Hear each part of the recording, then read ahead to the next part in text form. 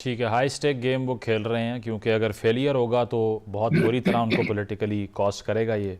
Success होगी तो वो कह सकेंगे कि JCPOA से अच्छा एग्रीमेंट मैं कर रहा हूँ, जो कि वो पहले भी कह चुके हैं। इस पे शाजिया साहिबा आपकी तरफ आता हूँ। ये एक्सियोस ने भी ये कहा है कि 10 रोज़ की जंग बंदी का ऑप्शन है ट्रंप के पास, जो तमाम जो मुज़ाकरात कराने वाले ममालिक हैं जिसमें पाकिस्तान भी शामिल है, यही पिच किया जा रहा है कि 10 दिन की जंग बंदी हो जाए। और दूसरा ये है कि फिर आप जंग को एक स्टेप और आगे लेकर जाएं, आप इसराइल के साथ मिलकर बॉम्ब करें ईरान को और एक नया लेवरेज जो है उसको क्रिएट करें। तो क्या लगता है आपको कि सक्सेस तो उस तरह से नहीं मिल पा रही, क्योंकि अपनी ही अमेरिकन इंटेलिजेंस सोर्सेज ये कह रही हैं कि हुर्मुज़ का जो ईरान के पास ट्रंप कार्ड है वो ख़त्म पा रहा। तो फिर आपको ऑब्जेक्टिव क्या लगता है? जो अब कहा जा रहा है कि नतान्स के जो पहाड़ हैं इसमें न्यूक्लियर साइट्स हैं, इनको हम टारगेट कर देंगे, डोनाल्ड ट्रंप ने ये कहा। ईरान ने कहा कि अगर ऐसा हुआ तो जंग पूरे खिते में फैला देंगे। तो ये सिर्फ are they playing to their domestic galleries only, या do they really mean it? Iran तो डोमेस्टिक गैलरीज के साथ जो प्ले कर रहा है वो इंतकाम वाला नैरेटिव है और डिसाइसिव विक्ट्री वाला अगेंस्ट अमेरिका। ये वो अपने डोमेस्टिक कंजम्पशन के लिए कर रहे हैं और जो उनकी डोमेस्टिक पॉपुलेशन है इसको इंटरनलाइज भी कर रही है और उसको फिर सिमर डाउन करना इनके लिए प्रॉब्लम भी हो जाएगा और हो भी रहा है। जहां तक सिचुएशन है वो बहुत कॉम्प्लिकेटेड है, लेकिन इसकी अंडरस्टैंडिंग मेरे लिए बिल्कुल कॉम्प्लिकेटेड नहीं है, क्योंकि ना तो मैं कोई निगोशिएटेड सोल्यूशन देख रही हूँ ना कोई लॉन्ग टर्म पीस देख रही हूँ। ये स्ट्रेटेजिक पॉजेज हैं और वो पॉज भी सिर्फ इसलिए कि स्टेट ऑफ हुर्मुज जो है वो ईरान के पास है। तो अब सीरिया और लिबिया बनाने के लिए ईरान जो है वो कोई खामोश विक्टिम नहीं रहेगा। दुनिया को पता चलेगा और वेस्टर्न पब्लिक जो है वो नक्शे पे ढूंढ सकती है कि स्टेट ऑफ हुर्मुज कहाँ है। सिर्फ ये नहीं है, वॉर ऑन टेरर लगी हुई है और दुनिया बिल्कुल नॉर्मेलिसी पे है। तो डिसीजंस के अंदर जो पॉजेज आएंगे वो सिर्फ इकोनॉमिक उसके लिए आएंगे, स्टेबिलिटी के लिए, वरना ये बार बार ऐसा होता ही रहेगा। और ऐसा होने के लिए ईरान जो है उसको फिर अब ये देखना है कि उसने खुद को रीजन में कैसे कंसोलिडेट करना है। क्या जितनी दफा ईरान पे अटैक होगा ईरान उसकी रिटेलिएशन गल्फ पे या इधर उधर इराक में, सीरिया में, जॉर्डन में करेगा, या फिर वो इसका कोई और प्लान भी ढूंढेगा। तो मुझे इस बात की कोई वो नहीं है कि अमेरिका जो है वो हमले, क्योंकि अमेरिका को बकायदा ट्रंप को ये बताया जा रहा है कि अगर मजीद आप 3-4 महीने और यही काम जारी रखते हैं तो ईरान के पास बस 3-4 महीने की बर्दाश्त है, उनकी इकोनॉमी उसके बाद तो बिल्कुल खत्म हो जाएगी। और फिर उसके बाद पब्लिक ओपिनियन का शिफ्ट होना और चेंज होना जो है वो बिल्कुल लाजिम है। और उस के लाजमी होने के साथ हमारे लिए लेकिन अपनी लेकिन शाजिद मर्जी साहब, मनमानी का जो है। Sorry to cut you here, लेकिन ये तो हो गया ना अमेरिकन पर्सपेक्टिव के, उन्होंने कैलकुलेशन की कि ईरान को इस तरह से हम स्क्वीज़ कर सकते हैं। बट ईरानियन साइड पर भी अग्रेशन का यही आलम था। जब आयतुल्ला की तदफीन हो रही थी तो उसी दौरान जो पहले मर्चेंट शिप्स थे उसको IRGC ने अटैक किया। पार्लियामान में लेजिस्लेशन उन्होंने पास की जिसके तहत उन्होंने कहा कि we are beyond the MOU, खून का बदला खून। तो अब रीजनल डोमिनेशन के लिए तो ख्वाब वो देख रहे हैं। तो आपको लगता है कि they are on the receiving end? Receiving end पे तो है, लेकिन अपनी जो सिविलाइजेशनल ह्यूब्रिस है उससे बाहर नहीं निकल सकते। साथ में फिर सेक्टेरियन सेक्रीफाइस है, मैं तो कह रही हूँ वो एक बहुत बड़ा जज्बा है जो उनके खून मैरों में भी शामिल है और साथ में नेशनल प्राइड है। तो तीनों का कॉम्बिनेशन करके आप देख लें और उसके बाद नैरेटिव जो है वो जो एक्सट्रीम राइट है उनकी तरफ से है वेंजेंस का और ब्लड गिल्ट का, और वो दोनों पार्टीज की तरफ से हो गया है। अमेरिका के बंदे भी मर रहे हैं, सुनने में आ रहा है कि इवन जी इवेपोरेट भी हो रहे हैं, जिनको वो मिसिंग कह रहे हैं, मिसाइल इतने करीब गिर रहे हैं। चले इंसानी जाने हैं, हम उनको डिटेल में नहीं डिस्कस करते, लेकिन दोनों साइडों पे ये जरूर है कि हमारे बंदे और उनका इंतकाम। तो ये ईरान जो है वो इन सारी चीजों की कॉम्बिनेशन के साथ मिसरीड कर रहा है और उस मिस रीडिंग में जो उसकी आइसोलेशन है इस रीजन के अंदर उसको और कंसोलिडेट कर रहा है। और ये नहीं समझ रहा कि उसको जो वक्ती तौर पे एक लिवरेज मिला, उसको सिंपथी मिली इवन वेस्टर्न ऑडियंस से, वेस्टर्न मीडिया पे, उसके एक्शंस को लेजिटिमेसी मिली हर जगह पे कि बेचारे क्या करें, अगर गल्फ पे अटैक ना करें तो और क्या करें, लेकिन अगर इस चीज को सिलसिला बना लिया जाए तो काउंटर आर्ग्यूमेंट ये भी हो सकता है तो फिर गल्फ के लिए क्या हुक्म है। ईरान अगर उनके लिए थ्रेट था तो ईरान उनके लिए आज भी थ्रेट है। तो ये जो एस्केलेशन का ट्रैप है इसके अंदर ईरान जो है वो फंस गया है और निकल सिर्फ इसी सूरत में सकता है जब वहां पे लोगों को ये समझ आ जाए कि हम दो चीजों से मुकाबला कर रहे हैं। एक forever threat from the west, broader west या अमेरिका हमें खत्म करने का या हमें हमारे ऊपर कंट्रोल एक्सरसाइज करने का, और दूसरा उस प्रैक्टिस के अंदर हमारा इस रीजन के अंदर दोबारा हमें स्ट्रक्चरल प्रॉब्लम के तौर पे प्रेजेंट करने का। तो हमने इन दोनों चीजों में से ठीक है, किसको चूज करना है और स्ट्रेटेजिक पेशेंस कहां पे एक्सरसाइज करनी है। क्या हम स्ट्रक्चरल थ्रेट हैं इस रीजन के लिए जो कि हम अपने आप को प्रेजेंट कर रहे हैं, और या फिर ये कि हम यहां स्ट्रेटेजिक पेशेंस दिखाएं। और अमेरिका जो है वो जो करना चाहता है वो किसी को भूला हुआ नहीं है, वो बार बार आएगा। तो देखते हैं आप, चाइना उनके साथ है, रशिया उनके साथ है, पूरा रीजन उनके साथ है। इतना साथ किसी और इनके जो 7 कंट्रीज की लिस्ट है, पिछले 6 कंट्रीज के साथ इतनी ज्यादा ताकतवर मुल्कों की सपोर्ट नहीं रही in the terms of kind, ठीक, कैश और काइनेटिक सपोर्ट जो। बिल्कुल तो बिल्कुल। इनको इसमें इसको इसमें कमोडिफाई।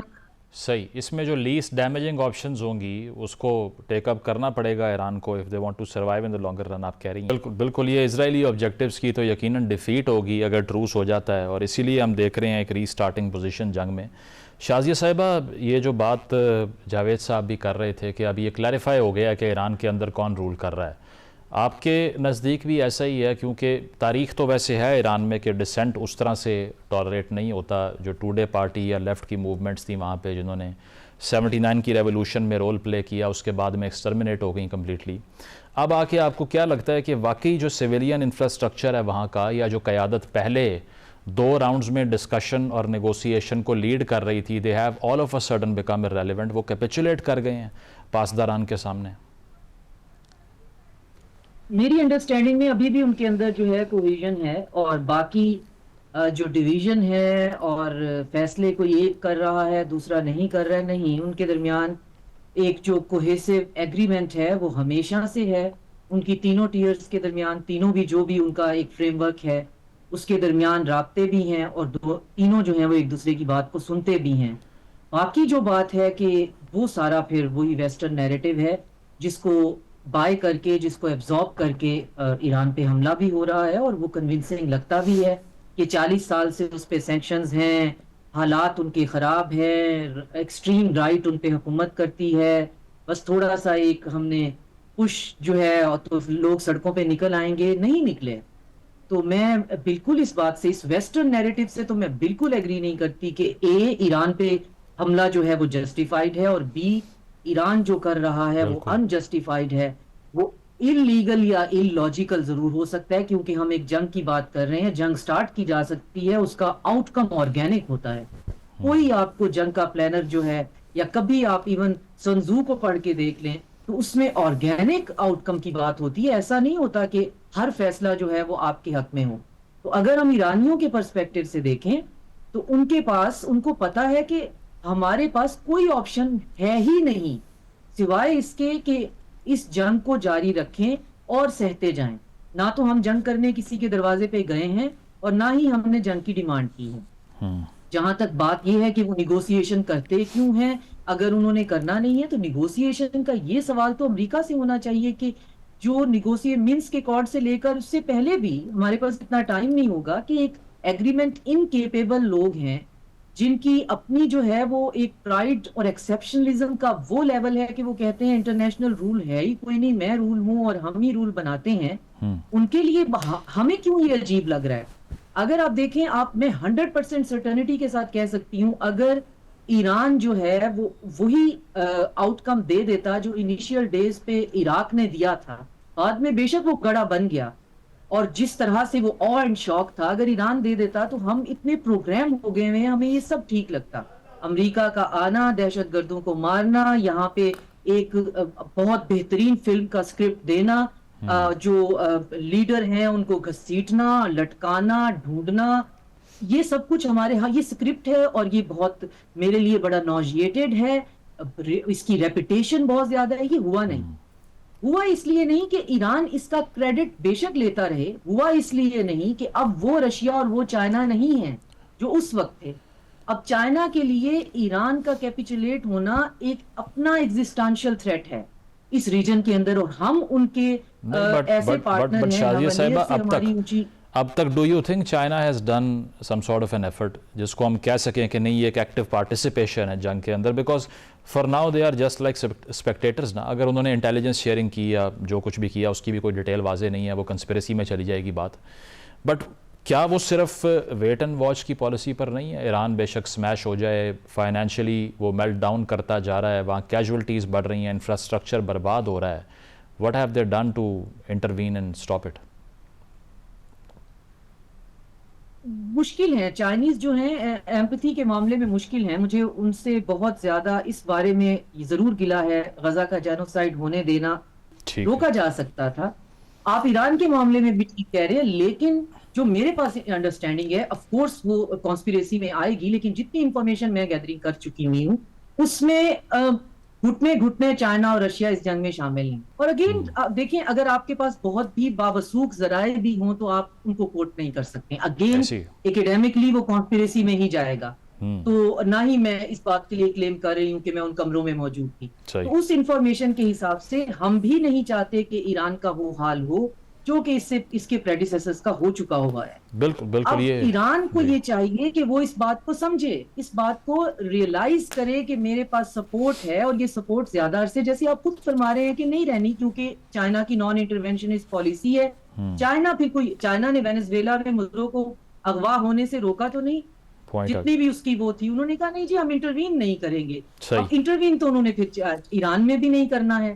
तो ईरान को ये सोचना है कि इस रीजन में इन मुल्कों के साथ मैं थोड़ा सा चलूं तो बचूंगा, सिर्फ अपनी प्राइड और मैं बर्दाश्त कर सकता हूं, या मैं सैक्रिफाइस कर सकता हूं, या मेरे पास स्लोगन्स हैं, या मैं ही वो वाहिद एम्पायर हूंगा जो वेस्ट की डिक्लाइन का बायस बनूंगा, या मैं मल्टीपोलैरिटी का दरवाजा हूं। नहीं, ऐसा नहीं है। ये चीजें बहुत ट्रांजिशनल और बहुत सिस्टमैटिक और बहुत स्लो और बहुत पेनफुल तरीके से चलती हैं। ऐसा नहीं होने वाला है।